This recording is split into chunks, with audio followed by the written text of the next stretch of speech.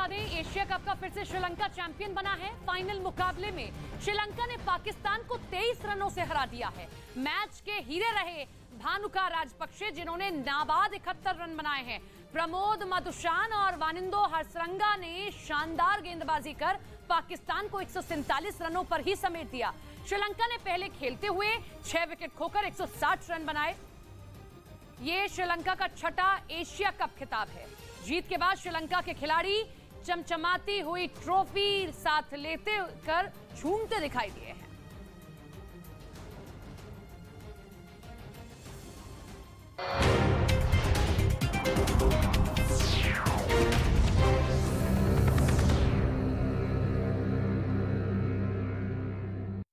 आज तक और इंडिया टीवी को पछाड़ न्यूज़ 18 इंडिया बना भारत का नंबर 1 न्यूज चैनल। देखते रहिए न्यूज़ 18 इंडिया। जैसे यूक्रेन की सेना को दुश्मन को टारगेट करने में काफी मदद मिल रही है। सबसे खास बात यह कि यह ऐप दुश्मन को सटीक लोकेशन की जानकारी देता है, जिससे टारगेट कर हमला करना उसके लिए आसान हो जाता है। उधर एक रिपोर्ट में दावा किया गया कि चीन से जंग होने पर पहले ही दिन ताइवान को हजारों मिसाइलों की जरूरत होगी।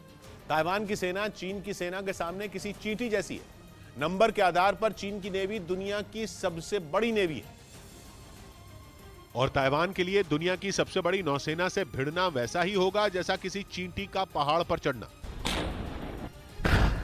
लेकिन एक रिपोर्ट में दावा किया गया कि जंग छिड़ी तो पहले ही दिन ताइवान को हजारों मिसाइलों की जरूरत पड़ेगी, क्योंकि चीन ने ताइवान पर हमले के लिए 660 जहाज ब्लू बैटलफील्ड में उतारे हैं और उन्हें रोकने के लिए या फिर कम से कम जंग में बने रहने के लिए ताइवान को 2000 क्रूज मिसाइलों की जरूरत होगी। यानी ताइवान को चीन के एक जहाज को डुबोने के लिए कई मिसाइलें दागनी होंगी, और ये तभी होगा जब ताइवान के पास उतनी मिसाइलें होंगी।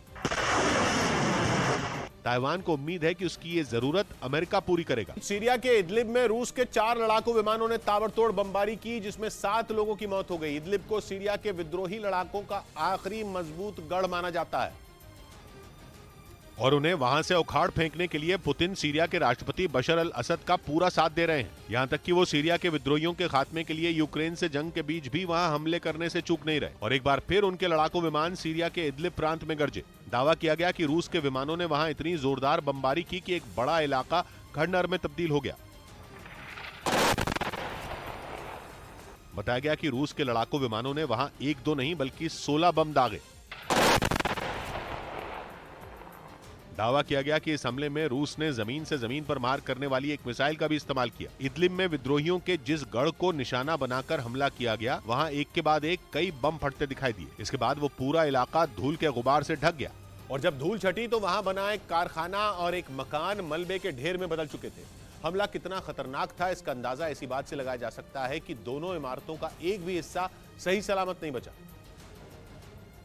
क्योंकि बमों के हमले और मिसाइल की मार ने उन्हें पत्थरों के बड़े बड़े टुकड़ों में बदल दिया। वहां खड़ी एक कार भी धमाके की वजह से पूरी तरह बर्बाद हो गई। इस हमले की खबर मिलते ही विद्रोहियों के इलाके में काम करने वाली सीरिया सिविल डिफेंस की टीम वहां पहुंची और उसने रेस्क्यू का काम शुरू कर दिया। सिविल डिफेंस के लोगों ने दावा किया कि रूस के इस हमले में 7 लोगों की मौत हो गई, जबकि 12 से ज्यादा लोग घायल हो गए। बताया गया कि मलबे से निकाले गए घायलों में कई बच्चे भी शामिल थे जो रूस के हमले का शिकार हो गए। लेकिन ये पहली बार नहीं है जब रूस ने बशर अल असद का साथ देते हुए सीरिया में विद्रोहियों पर हमले किए। इससे पहले भी रूस की गठबंधन वाली सेना इदलिब में कई बार एयर स्ट्राइक कर चुकी है, क्योंकि इदलिब ही सीरिया का वो प्रांत है जिसे विद्रोहियों का आखिरी ठिकाना कहा जाता है। माना जाता है कि इदलिब पर सीरिया के विद्रोही गुट ताहिर अल शाम का पूरी तरह कंट्रोल है और ये विद्रोही गुट आतंकी संगठन अल कायदा से जुड़ा है। सीरिया के राष्ट्रपति बशर अल असद ऐसे ही गुटों के खिलाफ लंबे वक्त से लड़ रहे हैं। इस काम में उन्हें पुतिन का हमेशा से साथ मिलता रहा। खुद रूस की सेना सीरिया में असद सरकार की मदद करती रही है और कहा जा रहा है कि एक बार फिर रूस ने इदलिब में ये हमला करके साबित कर दिया कि वो बशर अल असद की सरकार को विद्रोहियों से बचाने में कोई कसर नहीं छोड़ेगा।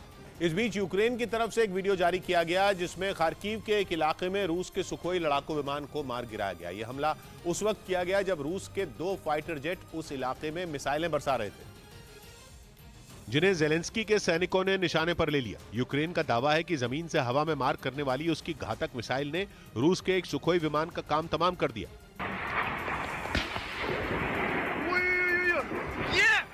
सुखोई विमान पर मिसाइल से हमला होते ही वो जमीन पर गिर गया, जिसके बाद वहां से धुआं उठता नजर आया। इस लड़ाकू विमान के पीछे एक और सुखोई आसमान में गरजता दिखा।